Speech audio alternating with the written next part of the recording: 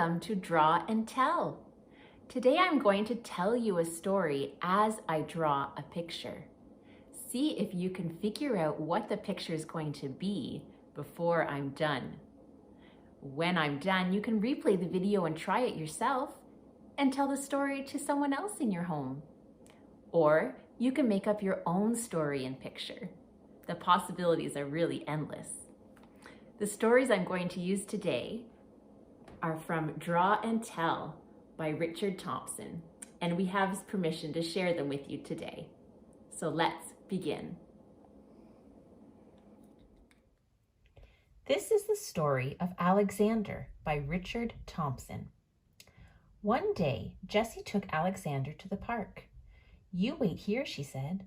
"I'm going to go and buy a balloon from the balloon man." This is the balloon she bought. When she got back to where she had left Alexander, he was gone. But there was a butterfly fluttering about. This is the butterfly.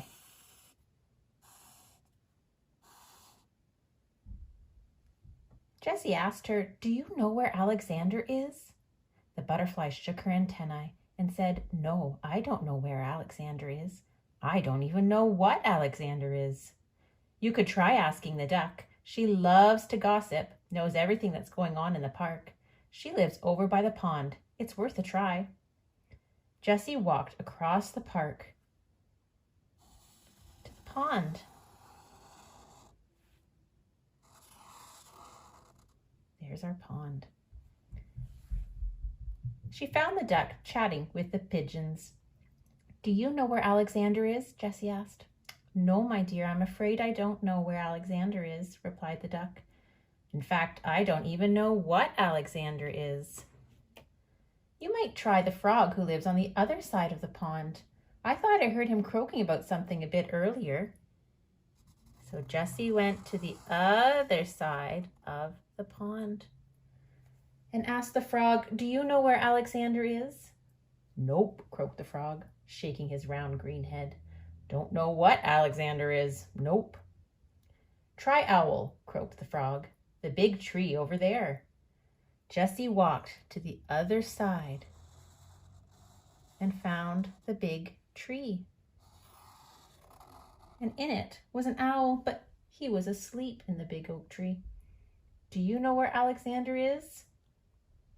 No answer. Jessie heard a noise from the other side of the tree. "Alexander!" She ran around the tree. "Do you know where Alexander is?" she asked a squirrel. "No, no, no," chattered the squirrel, shaking his tail. Sorry. Don't know where, don't know what." Jessie walked back to where she had left Alexander. She asked the butterfly if she'd seen Alexander. "Did he come back?" "I didn't see any Alexander," said the butterfly. "But wait here a minute and I'll see what I can see." She fluttered up into the air and back down again. "There is something coming across the park, but I don't know if it's an Alexander." Jessie ran in the direction that the butterfly had pointed. Sure enough, there was Alexander walking along carrying a paper bag. "Alexander, where have you been?" cried Jessie. "I've been looking all over for you." "I got us a treat." And out he pulled 2 donuts. 1,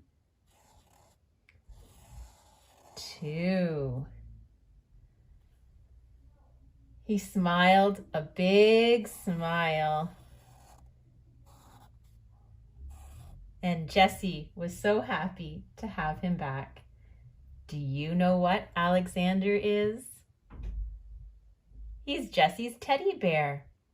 Now you can try telling this story using your name and the name of your teddy bear, or change the story to make a different animal, like a bunny or a dog. I hope you liked that story. Were you able to guess who Alexander was? If you'd like to try more stories like this, you can watch my second video, Katie and the Giant.